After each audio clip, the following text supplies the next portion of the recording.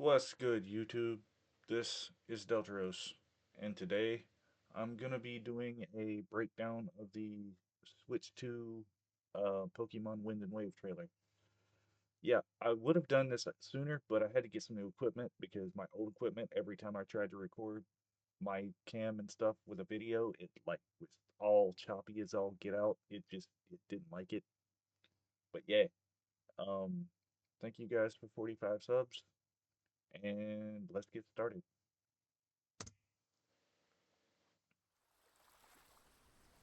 All right, so first up, they do a montage of each generation. We've got Kanto right there. They do like a montage of handwritten pictures where it's Kanto, Johto, Hoenn, Sinnoh, the works. There's Hoenn, there's Sinnoh, there's Unova, there's Kalos, Alola, Geller. Hey Chonkachu, nice to see you again, bud. And there's Paldea. Now, we have no idea what the new region's going to be called, but we know it's going to be a island-based, like ocean-based region. Uh, I don't know. What do you guys think of the new Pikachu model? I like it. I like the semi-realism without being super real.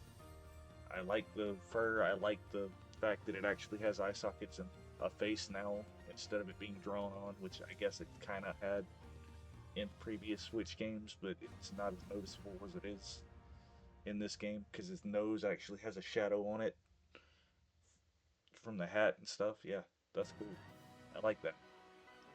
But yeah, this is a like just I guess overview of the region itself. No real gameplay yet.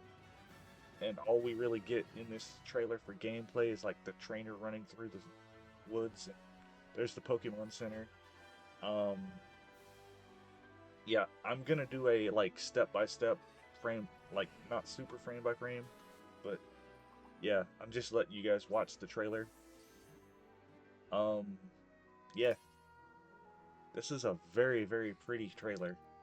This is like the best Pokemon game, graphics wise, that we've had, certainly on the Switch. I'm not knocking the 2D style, but I've always preferred 3D. It just makes the world feel more real. Um, so which one of these starters do you like the most? We've got Pombon, which is the puppy in the middle there. We've got Sprout, which is the bird. Look like an angry bird. That's a Pomeranian. And we've got a Gecko Gekwa. So, yeah. Um, and what do you guys think that dragon-shaped cloud means? Um, yeah, we've got some returning Pokemon with Krabby, Tynamo, Jellicent, Wailord, I mean. Yeah. This was a really good trailer. I like this trailer a lot. I think Winds and Waves is probably going to be the best Pokemon, certainly the best Pokemon on the Switch systems. Um, yeah. Uh, I'm gonna do a step-by-step breakdown and like show you guys more about it, see what I see and all that mess. But yeah, let's really break it down. Okay, come here. Come here.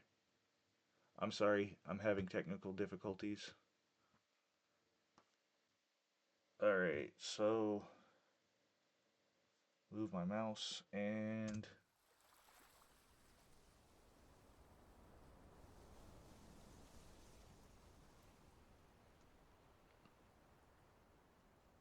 alright, first up we have the 2D art. This looks like it could be Pikachu in Viridian Forest. Um, yeah, I kind of wish they had done this one in color like they did all the other ones, but I get what they were going for because the original Game Boy was not in color. Um, the art itself is fantastic. I think Pikachu is very well drawn. I like how he's a little fatter in this picture the normal because he was fat back in the day. Um, yeah, moving on. Here we have Johto. Once again, still kind of chunky Pikachu. There's Espeon and Umbreon. Those were the two evolutions or evolutions for the Pokemon Eevee that were released in Johto, the generation which was Generation 2. I'm explaining this because I know that a lot of Pokemon fans don't need to know, but there are some people who watch my videos who might want to know this stuff. So, yeah.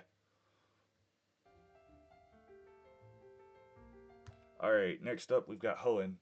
And in this picture we see Kecleon with an arrow? What's with the arrow? That's actually something I haven't noticed. Um, oh, the Pokeblock dispenser. Once again, we've got Pikachu. He's a little less fat this time. Then we've got what looks like Swablu up in the left-hand corner. Um, yeah, this really good art. I wish I could draw like this.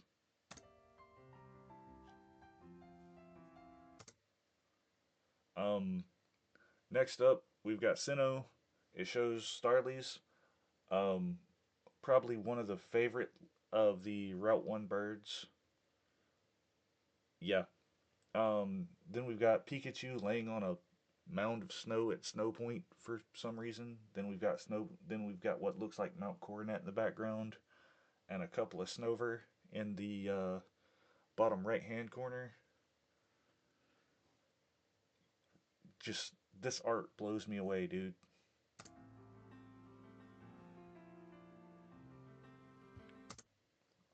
Next up, we've got Unova. If you know anything about my previous videos, you know that I am not a fan of this generation. This was Generation 5, for those who don't know. It was based on America very loosely. Actually, I think it was mostly based on New York City, but it was alright, I guess. Yeah, I just didn't like the themes and the story, and it was just a bad generation. Plus, they did a bunch of reworks of Generation 1 Pokemon and like older generation Pokemon and called them new Pokemon. But yeah, next up, we've got Kalos. This region was based on France. This was the region where Mega Evolution was introduced. Um, it's a really good, like, X and Y, looking back on them, were not great games, but that's only because they were so unpolished and unfinished.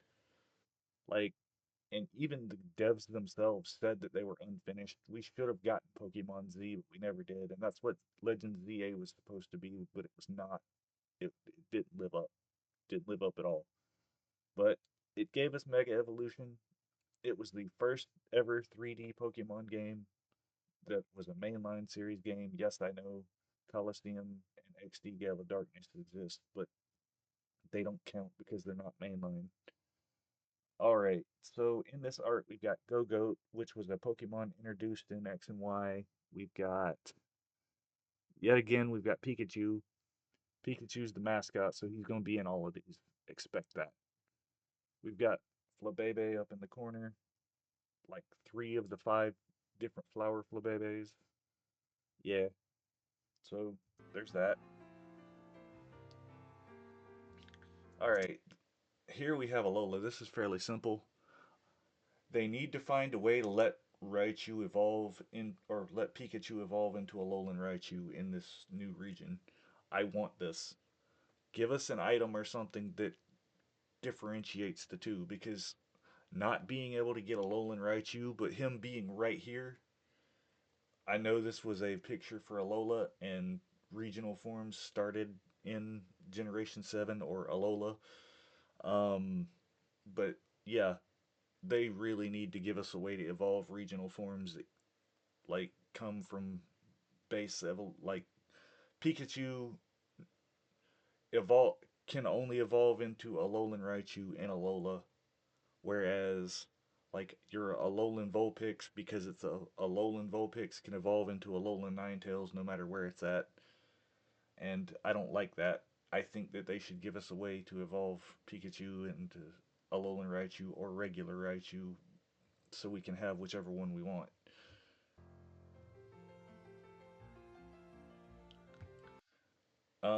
This is Galar. It's based on England. Um, you see you see the giant Pikachu because for some reason they decided to make a battle gimmick where your Pokemon basically got really big for 3 turns. Um, you see Curry, which apparently is really big in England. Don't ask me why. Um, you see Cramorant up there, which was a Pokemon introduced in uh Generation 8. It's very fun Pokemon. I love that Pokemon. He actually has a gimmick where if you use dive with him, he'll try to swallow a fish, and if he gets hit, he'll spit the fish out and hit the opponent with it. It's funny because sometimes he won't come up with a fish, he'll come up with a Pikachu. I don't know, I just found that funny. Okay, this is Paldea. This is what is considered to be the current generation of Pokemon. It's Generation 9. It's like Pokemon's first attempt at real open world. It was the games were good. They were just very were not very well optimized on the Switch, and so they ran very poorly. Terrestrialization is a good gimmick as far as battle gimmicks go. I do hope that in Champions they don't mix it with Mega Evolution and stuff because that's gonna be a nightmare. But yeah, um, so there's that. Now, this image doesn't really tell you a lot about the region. I mean, the other images really don't either.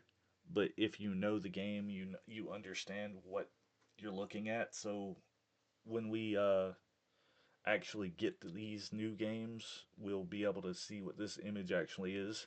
Right now, it just looks like a beach overlooking an ocean, and across the ocean, you can see cities and stuff. So, yeah, Pikachu is an adventurous little rat. I'll give him that.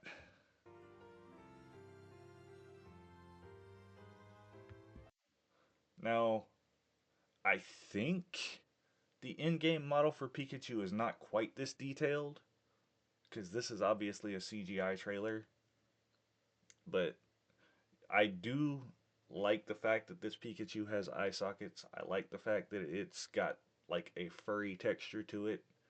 Its nose is actually visible on its face instead of looking like it was drawn on. It's got a mouth. Yeah, for a lot of years they drew on Pikachu's face and it looked really weird in 3D.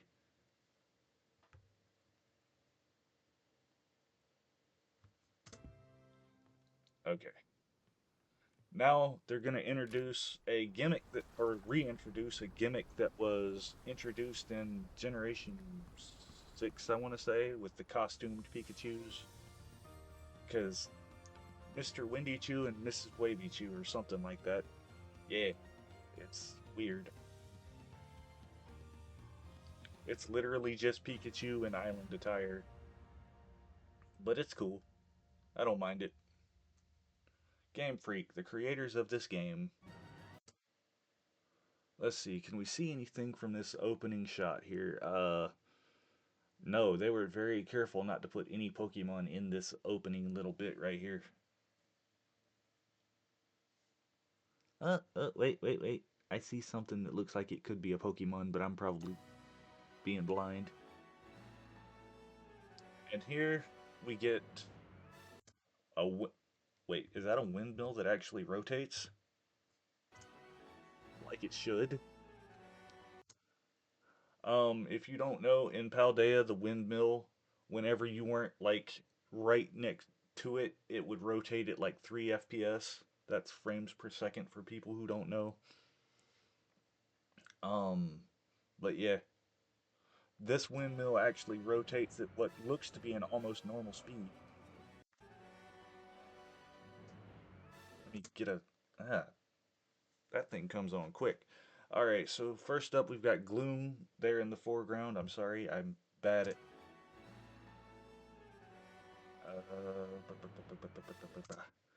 Okay, there's more of it. You can see Gloom. But yeah, we've got Gloom, we've got Tropius,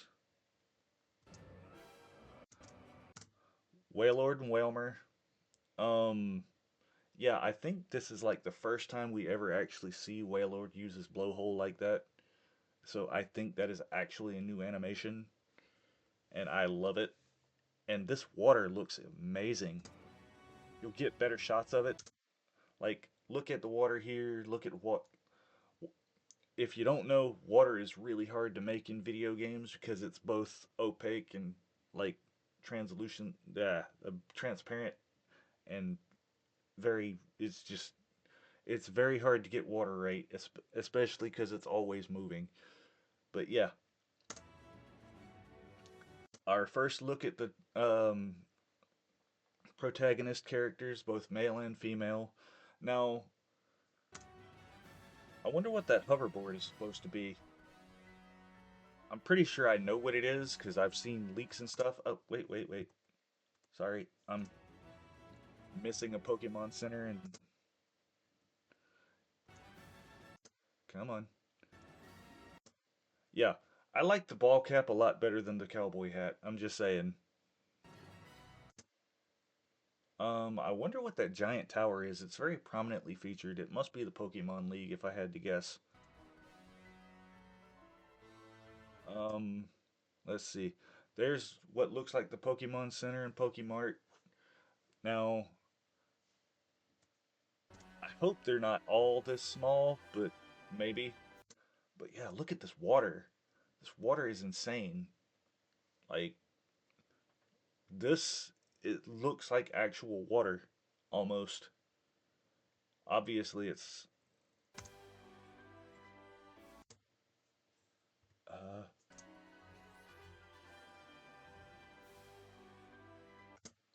there was a town in Alola that was like this.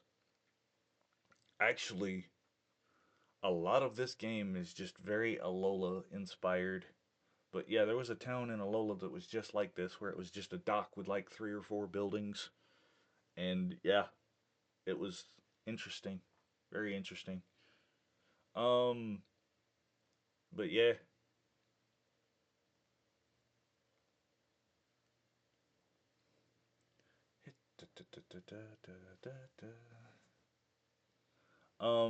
Yeah, sorry. I'm getting caught up in pretty things. Wow, these sweeping shots are fantastic. I uh okay, so you can see you kind of saw Ladian or Ladybug. I hate when they pan past a Pokemon. It's annoying. They should give it a second to breathe. But yeah, you see Ledian right there in the sun in the sunlight. Oh my god, that sunset. That looks insane. All right, something that is actually new here. Pokemon have never glowed before. Even in the 3D games, this is going to be a new effect and it's actually going to be where the Pokemon can light up the cave. That's going to be cool. I really like that effect. And hey, Slugma and Centiskorch. Nice. Nice. Or not Centiskorch, that was Sizzlipede. But yeah, here's a look at the Pikachu model that is actually in game. And yeah, it does look like the colors are muted. The it does look like it may have some kind of fur texture to it. But yeah, I just I have nothing but good things to say about this so far. I like the waterfall in the background and let me go back a little bit. Yeah, and even waterfalls and stuff actually look like they're supposed to because in Scarlet and Violet, anything that you weren't standing like right up underneath would run at like 3 FPS to like save, I guess, memory or data or whatever. But yeah,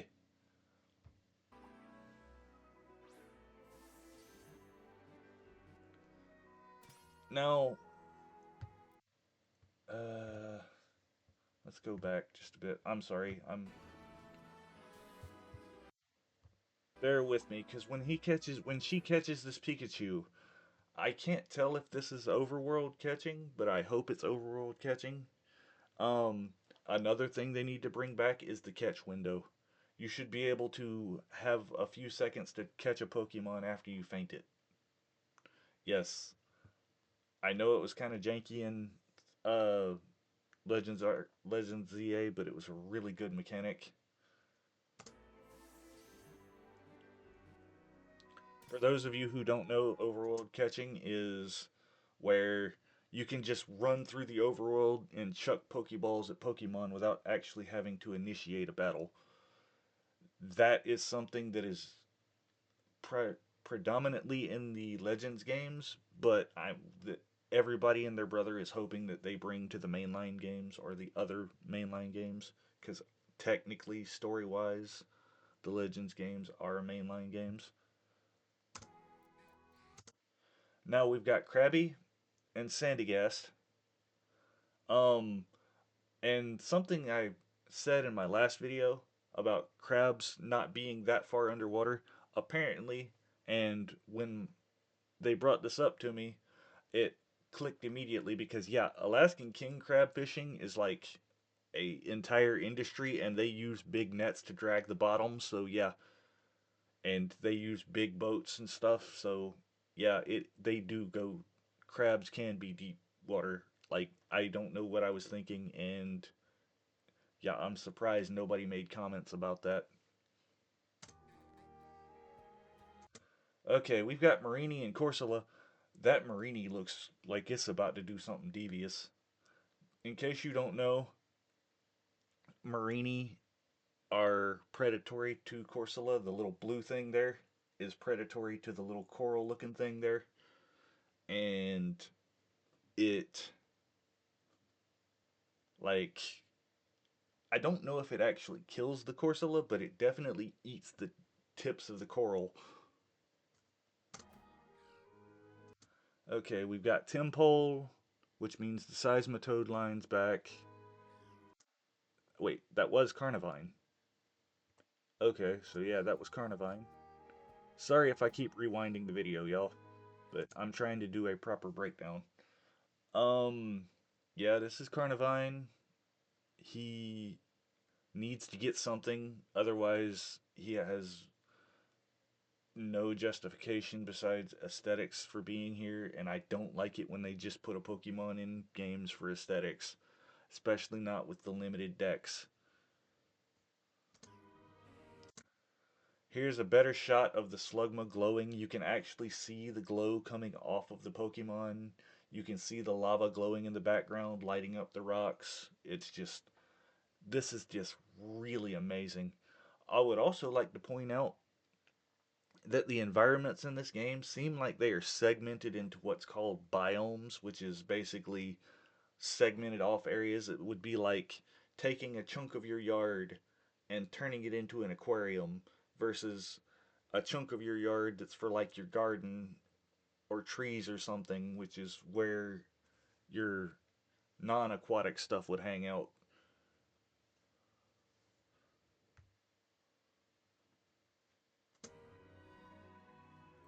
Uh, Next up, we've got Duskull. And what was that thing Duskull was hanging around? Was it a Pokemon Center? Yeah, no, that's not a Pokemon Center. That looks like a hotel or something. Huh, I wonder if the hotel's gonna be haunted.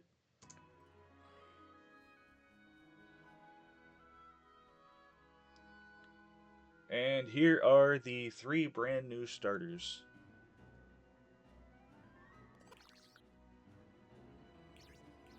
Okay, first up we've got Brout. I think it's called the Bean Chick Pokemon or something. It's a little canary looking bird. But yeah, its most prominent feature is its gigantic eyebrow. So, yeah, it looks like an angry bird, doesn't it? Uh,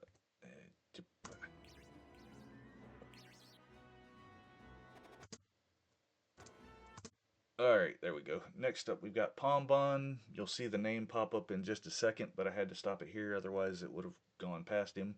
He's a little Pomeranian looking dude. I like him. He's cute. He's the first dog starter we've ever gotten. As long as they keep him on all fours, I will probably pick him. Um, because they have a bad habit of making the fire starters evolve into bipedal Pokemon in every generation except Generation 9. Yep, see Pombon. There's Gekua. You'll see the name pop up in a second, but I mean, I don't hate any of these things. Even Brout has started to grow on me, but I think the fire and water starters are the most inspired. Um, yeah, I like the purple eyes. I like it. I don't really care for the weird teardrop eyelash things, but yeah, I like the colors. I like the purple eyes. I like the white, the little tear, the actual water droplet in the middle of its face. That's cute. But yeah, again, tell me what you guys think that dragon looking cloud up there symbolizes, because it's either I've heard things from it being the legendary, the gimmick. Uh, there's no telling what it could possibly be.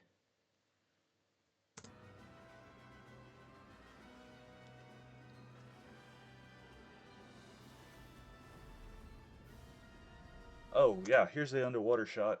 That's Luminion. They should have put Wishy Washy. I hope Wishy Washy is in this game because underwater, that it would be amazing to just get jumped by a school of them that come together and turn into the Wishy Washy schooled form. Um, yeah, that would be crazy. So we've got Luminion, we've got Jellit. I think it's I don't know what Jellicent's Prevo is, but yeah, this game looks like it's gonna be spectacular. Also, diving's back. We like that. Pokemon wins.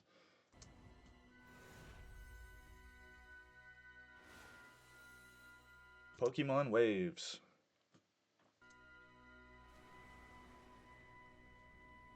Yeah. 2027. That's a weird release date. That means this game has had 5 years worth of development time. I hope it turns out really good because of that. Yeah. Um. What am I doing? Let me end it on a actual image there. Okay. But yeah, I think these games are going to turn out really good. Yeah. Tell me what you guys think in the comments. But this has been Delteros. Like, comment, rate, subscribe. This is the first time I've ever actually been able to record myself over a video. I hope it turned out really good. I hope you guys enjoyed it. Um, but yeah, remember, don't be me. Be better.